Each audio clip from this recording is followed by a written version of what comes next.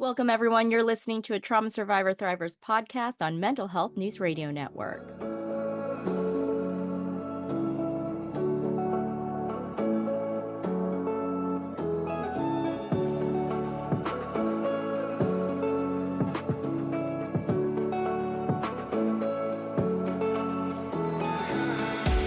Thank you so much for joining us. I'm Lorilee Binstock, host of a Trauma Survivor Thrivers podcast on Mental Health News Radio Network and anywhere you get your podcast.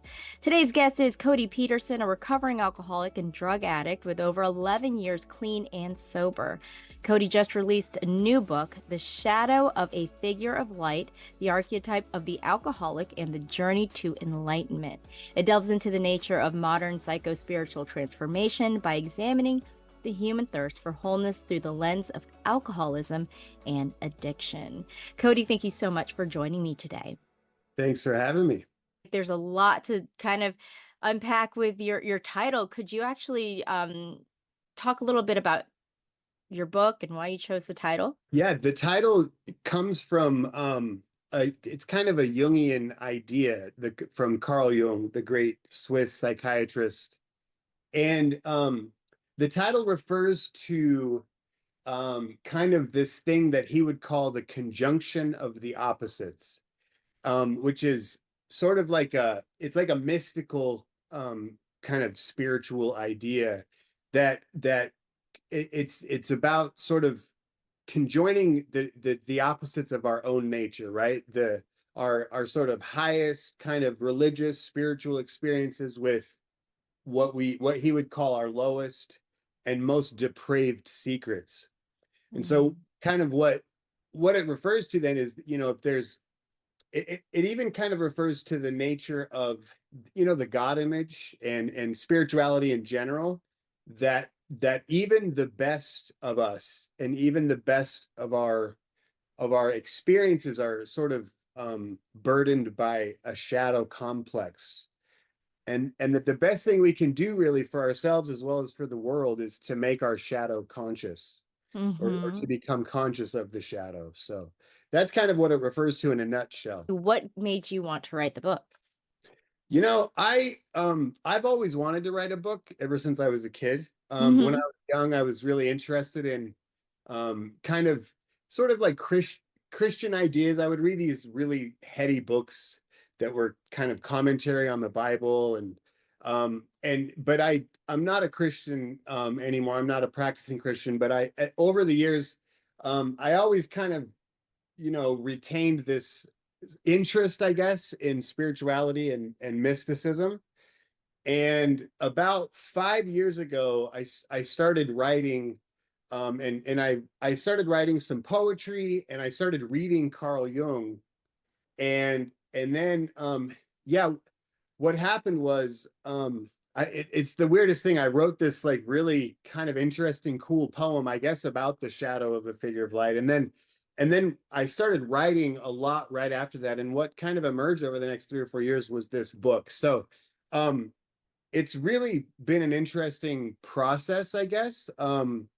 I don't know what, I mean, I feel like the book was pretty inspired, at least for me. Whether it inspires those people who read it, we're yet to see. But it's certainly been inspiring for me to write it, because it describes this, it's a conversation that I've really wanted to have. It's the conversation I long to have with the people who I'm close with, which often they're unable to meet me there, but so, I just decided, well, I can have this conversation in a much kind of broader sense and just put it out there to the world. So, yeah. Did you find spirituality? You said you've been 11 years sober. Am I correct? Okay. Did you find spirituality immediately after, or was this like a success, or you were seeking it out, or how did you get to that point? Sure.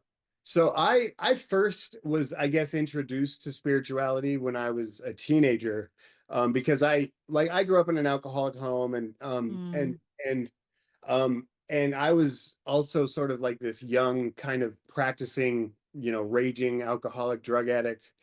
And So I sort of found some spiritual connection as a teenager, but I didn't stay clean, for the duration. I ended up relapsing and, got arrested and went to jail and just ended up homeless actually, in Vegas. And that was, 11 years ago. And so, but I always kind of maintained that spiritual connection. I always felt that it was important, um, even in the darkness of my addiction, I tried to bring as much awareness as I could to what was going on around me, and just tried to be as present as possible. Yeah. And so when I finally got clean and sober, 11 years ago, I sort of revisited the spirituality. I do practice within a 12-step program. So that is kind of a spiritual program, kind of a Hmm. spiritual slash psychological approach. And so that's been sort of brewing for a long time. The current sort of iteration of my spirituality would be very Jungian in nature. And that's kind of the basis of the book too. So the book explores the 12 steps through a Jungian lens. Interesting. And it breaks down the 12 steps as something of like a modern myth. And so I look at some of the concepts and the ideas in the steps as symbolic. And then I kind of can compare the steps then to sort of ancient myths like Christianity and some other ones. I'm familiar with Christianity, so that's really the one I compare it to a little bit. So yeah, and what I found is with writing this book and practicing this sort of way, is a lot of things are really coming to light. Jung says that we should try to sort of adopt a symbolic approach to our life. So, and that's what I did in this book. And what I'm trying to do now, with like dream interpretation and Mm. stuff like that. So it's been quite the journey. So kind of dipping into your subconscious mind and like Yeah. really pulling all of that stuff out. I do want to talk about how did you come to realize, how did you start your journey on sobriety and healing? And I don't know about what your concepts for, alcoholism and addiction, but I truly feel like it stems from some sort of trauma. And I don't know if you feel the same way, and if so, if what do you, I mean, obviously you were just talking about like it was in your family, right? Mm. You experienced that in your family. Can you talk a little bit about that, and how, and then toward your journey to realize like, okay, I need, things have to change. Yeah. Yeah, I mean, for me personally, and I think it's probably this way for a lot of people who end up being either alcoholic or drug addicts, that there is something sort of written into our DNA. It's almost like fate. For me, um, it seemed that alcohol and drugs were a method of coping Hmm. when I was a kid, and so it was kind of a natural thing for me to sort of pick up alcohol, and then the way it sort of works on me was I found it to be quite comforting and sort of a solution, right, rather than a problem. And I think that's Mm, sort of a yeah. defining characteristic of addiction, is that the person who's addicted sort of sees it as a solution to their problems rather than the cause of their problems. Right. um, and I think, 12-step experience, I guess, would show us that while it's true that trauma may sometimes lead to addiction, it's not really, there's something else that's taking place, because it is possible to sort of resolve the trauma and still be addicted, I think. Yeah. And so what Jung tells us, is that addiction is more of sort of a longing for spiritual connection, right? And that at base, rather than sort of a traumatic response, addiction is more of like a metaphor, for a person's longing for union with God, which is, or for spiritual connection, or what he also called wholeness. And so Mm.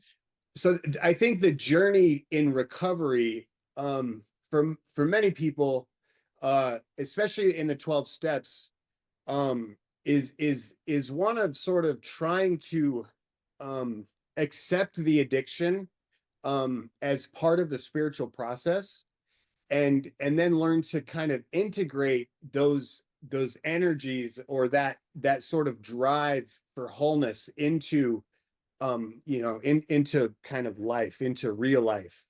And so, it's very interesting. I think that people who, like, we see this in the 12 steps so often, is people who were once, criminals, and they've been to prison, and maybe they were car thieves or whatever. They were sort of driven to this kind of living a dark life.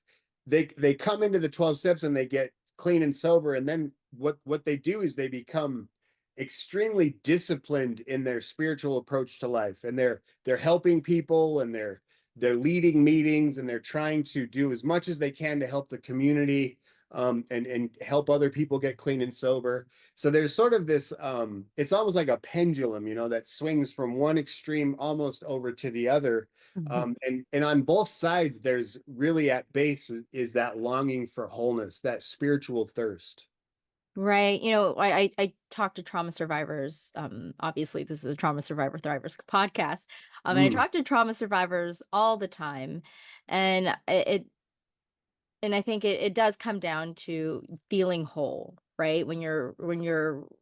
And a lot of the trauma survivors I've spoken to who've dealt with addiction, it is yearning for to feel whole, to feel healed. It's like it is a healing journey.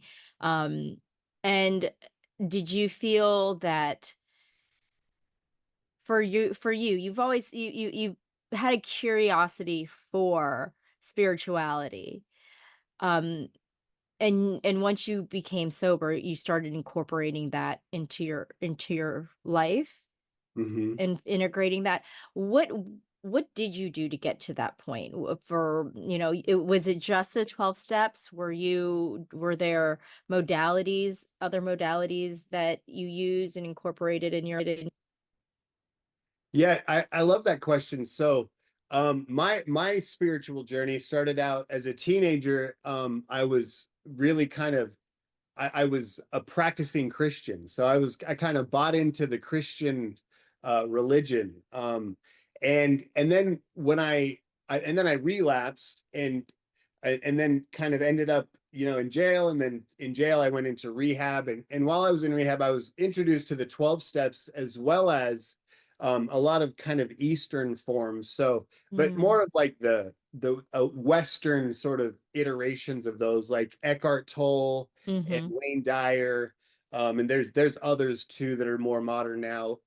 Michael Singer, and a couple of guys like that. So that was something that I kind of leaned on pretty heavily. And until I finally um, got clean and sober 11 years ago.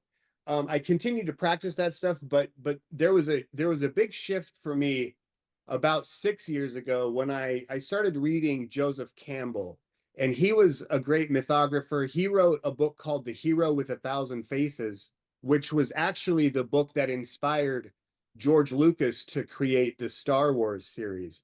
So, interesting. and he talks about sort of worldwide myths, ancient and modern, and sort of the similarities that exist in those. And Joseph Campbell said something interesting. He said that for him, highlighting books was a form of meditation. And I really liked that, because that was something that I felt that I could do, and it didn't require a lot of discipline from me. So I started highlighting his books and kind of writing notes. And then I started reading Carl Jung, and doing the same thing there, really just delving into quite a few of his collected works. And I wrote the kind of, I had this kind of method for writing notes in the margins of my books. And I liked that, because it kind of incorporated the whole sort of spectrum of my spiritual journey. That's what I love about Carl Jung, is he sort of incorporates all of it, right? It all kind of fits into his little container, I guess, if you will. But my book emerged out of those notes that I had written. in the footnotes of these other books. So Mm. so where I'm at today is, and that I really love, is that I've used the 12 steps, and they were very useful for me in sort of making my shadow conscious. But that's kind of morphed now to where I'm doing kind of some deeper work just in my own life, with a lot of dream work. I see a therapist. I still attend 12-step meetings, and I like to try to go and be supportive where I can and help other people. And my wife and I are doing couples therapy, which is really, really helpful. That's a good Mhm. way of making the shadow conscious, because we have these sort of unconscious reactions to each other. Right. We end up doing this dance, so we've kind of, we've gotten a lot better at communicating and helping each other sort of see where we're reacting rather than just responding, I guess. And so that's where I'm at today. It's really trying to, integrate these spiritual principles into every aspect of my life. Yeah, yeah. Talk a little bit more about the shadow self, because I feel like it's very powerful, right? It's like it's I know you mentioned like it's like I don't want to say it's bad, right? Nothing, it's not bad, right? Hmm. But it's not it's a balance, right? Between like the yin and yang. Hmm. Um but I'm interested in talking about the shadow self, because I feel like the people who can't get to their that transformation from healing to healing, it's because it's very scary to confront the shadow, right? Hmm. It can be very scary. Um how was that for you? For me, I'm a childhood sexual abuse survivor, and for me there was a point where I was like I can't get any lower than this. So I'm just gonna confront all of this really ugly, ugly stuff. Um, and honestly, I had a lot of help. I went through um a treatment facility for trauma, and once I was out, I did psychedelic assisted therapy, which really helped me delve into my subconscious, because it's 95% of our behaviors are from our based from our subconscious. And so being able to understand was very powerful for me. Um, how were you in addressing your shadows? And obviously you were successful. Um, but what advice do you give to others trying to confront those demons? Yeah, I think that's a great question, and congratulations on doing that hard Thank work, you. right? It's I think confronting the unconscious and the shadow is like the scariest thing that we can do. And I mean, I think if we look around in our culture, it's pretty much the last thing that anyone wants to do, right? And I Exactly. think that it's so important to get to that place of just utter despair, right? Because that really becomes, we see this in the 12 steps as well. It's that incomprehensible demoralization, right, is sort of that bottom, and Right. from there there's growth, and it's almost like a seedling starts within the dark, dank soil, Mhm. as painful as that is, right? It's sort of like a spiritual death. And I think that, I mean, the shadow is, I mean, it's the shadow, so it's hard to see. Mhm. And I think that confronting the shadow, I think the 12 steps, for example, this is my experiences, they're very useful in allowing and kind of showing one where to look for the shadow, right? Mhm. And Jung Yeah. says this too, that we start by examining our own selfishness, and that if we can sort of get a grasp on where we act selfishly, then we're starting to kind of get a handle on where the shadow is, what its characteristics are. um because nobody likes to admit that they're selfish, that's like the last thing any of us want to admit, and yet Mhm. each of us is selfish to the core. Every individual cell in our bodies could be seen as selfish. It's just this trying to survive and make it in a brutal world. So Right. as we can examine our selfishness, we begin to kind of get a sense of maybe those things that are taking place in the unconscious that drive us to kind of behave in these certain ways. Bill Wilson, who was the author of the book Alcoholics Anonymous and who authored the Mm-hmm. 12 steps, Yeah. he said that selfishness is really like Jung, that it's the first step towards uncovering and discovering what makes us tick. And so I do find it interesting that in these methods, the Jungian and the one with the 12 steps, is that the first thing we're really told to do is to look at our selfishness. And that's how we make the shadow conscious. So step one says that we admitted we were powerless over drugs or alcohol or whatever, and that our lives had become unmanageable. And even that in itself is a step towards making the shadow conscious. I think the defining characteristic of alcoholism, for example, is that it sort of exists below the surface. So like I might be an alcoholic, but I'm also the last person in my life to know it, right? Mm-hmm. Everybody else around me can see it, and they've been telling me for years or whatever, and yet I can't see it myself, right? Until that one day when something happens where I finally wake up to it, and then boom. So I've made part of the shadow conscious. I've admitted to my innermost self that I'm a drug addict, for example. So it's sort of becoming aware of these things that drive us, and it's so difficult to see. It really is. I mean, I know for me, like in my relationship with my wife, for example, she might say one little thing and not mean it to be anything. Right. But I take it personally, and then all of a sudden I'm, telling myself the old story of, oh, she must be mad at me. What did I do? And so, even that, like in those daily interactions, the shadow's very present. Um, Mm-hmm. and it's coming to see that and to recognize that is really one of the most important things we can do for our own kind of well-being and healing, I think. Wow. Yeah. I mean, awareness is everything. And, I was just talking to a guest last week, awareness, it all starts with awareness. If you can be aware of what's going on, I talk to my daughter a lot, when she's saying someone at school is not being kind. I'm like, it's not about you. There's something going on with them, with that maybe you triggered something. But if someone is being very unkind, like there's something going on, and I do that with myself when I'm being very reactive, and maybe I lash out on my husband, and I really, and I'm able to do this now. I'm able to step back and be like, what was that all about? And then it all comes, I'm able to dip into my subconscious very easily now with all the work that I've done with my own healing.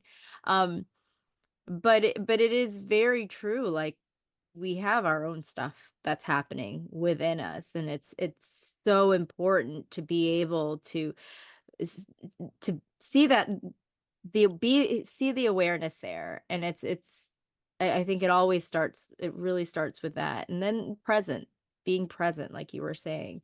um Mhm.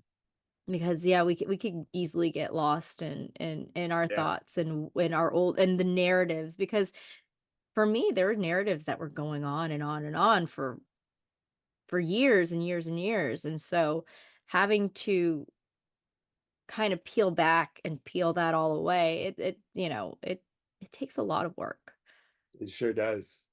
It sure does. There's James Hollis, who's a great he's an author and a speaker. He's a Jungian analyst.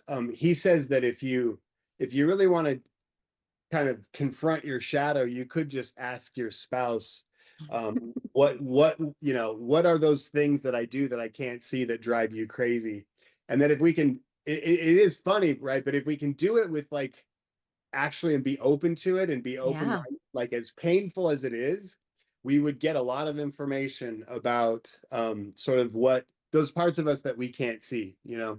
um, I find it very fascinating that I always have to wonder, like, is it me? You know, like, are we, like, we're having this dynamic right now, and my brain says, oh, it's all you. It's you're the problem here. Like, if you would just change the way you're behaving, then I wouldn't be Mm, upset, right? But then it's like, if there was a mirror or like a video camera taking, recording this whole incident, and I watched it later on, how much of it would I be surprised to see that I actually was the cause of, yeah. and that's the shadow. So Yeah. Yeah. And then that's interesting that you say that because, my husband, we've done a lot of work, together and communicating, and, he can tell me the things that bother him. And then I can easily go back and think, okay, where is that taking me to? Is this taking me to my childhood and how I felt, when my dad or my mom or some authority was talking to me and it was very triggering. And that's kind of how we really grow from. I feel like whenever we hit a challenging point in our life, um or just day-to-day lives, it's we're able to kind of communicate that and really grow from it. And I think that's when you're healing, when you're, because growth is can be painful. That's why they call them growing pains, right? There's a yeah. lot of pain in growth. And but it's good. It's so good to get to that point. Mhm. Um, and then it becomes easier because then, I can address all of the ugly things about myself that I don't like. And I do it all the time now. Yeah. In my day-to-day life. Um, so for you, I can only assume writing this book was extremely therapeutic for you and your own healing. Yeah, it sure was. It sure was. I mean, um, it really, the book was, um, it's not a book about my story. Although, I mean, I'm in there, but I don't really tell my story. I actually tell somebody else's story. Um, and, but the healing aspect of the book has really come, um, in the fact that, I'm not a Jungian. I don't have a college degree. I have an associate's degree. But that the Jungian community, has really kind of accepted the book, and they're very excited about it. Some of the other authors have mentioned it, and they wrote me blurbs. And so there seems to be, because one of my shadow, little elements, I guess, is that I've always wanted people to think I'm smart, and to sort of, so I've looked for kind of validation through that. And so it's been interesting to sort of get that validation, right, through Mm, this way, and to try to be accepting of what people are saying, and be accepting of the fact that I've wanted this validation, and now I'm sort of seeking it. I think it's a kind of a paradox that, there's been this itch that I've wanted scratched, and now it's being scratched, right? And then mhm, to see the sort of the pitfalls in that, is, to see that it's like, okay, so if I get this validation, then what, right? Like, what's right. next, right? What, like, my therapist said to me, uh and it stuck with me. She said, Cody, how many blurbs will be enough blurbs, you know Mhm.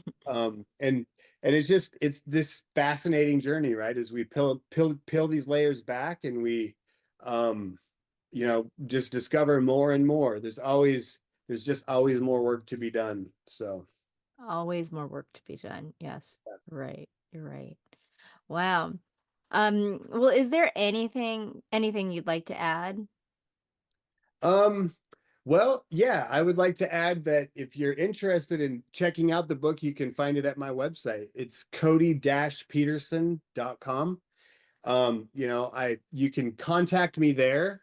I'm happy to respond to all the emails that I get. I want to take this journey with others. And I try to do what I can to help people along the way. And also, I appreciate the work that people like you do, that you specifically. There's a great community of podcasters that are all about healing and helping and showing the love. And I appreciate that. I'm glad that the world has a lot of people who are trying to get on the path and who are on the path. I just think it's wonderful. So thanks Oh, for well, having me on. thank you. I really appreciate you coming on and chatting with me, and this was great. Thank you. Yes, thank you. That was Cody Peterson, author of The Shadow of a Figure of Light, The Archetype of the Alcoholic, and The Journey to Enlightenment. For more information on Cody, please go to the show notes. November's issue of Authentic Insider is out. Check out Authentic Insider at traumasurvivorthriver.com. That's traumasurvivorthriver.com. You can also find episodes of a Trauma Survivor Thrivers podcast. If you haven't already, please subscribe to my email list. You can get Authentic Insider magazine in your inbox monthly. We will be taking a break until after the holidays, so we will see you in January. You've been listening to a Trauma Survivor Thrivers podcast on Mental Health News Radio Network.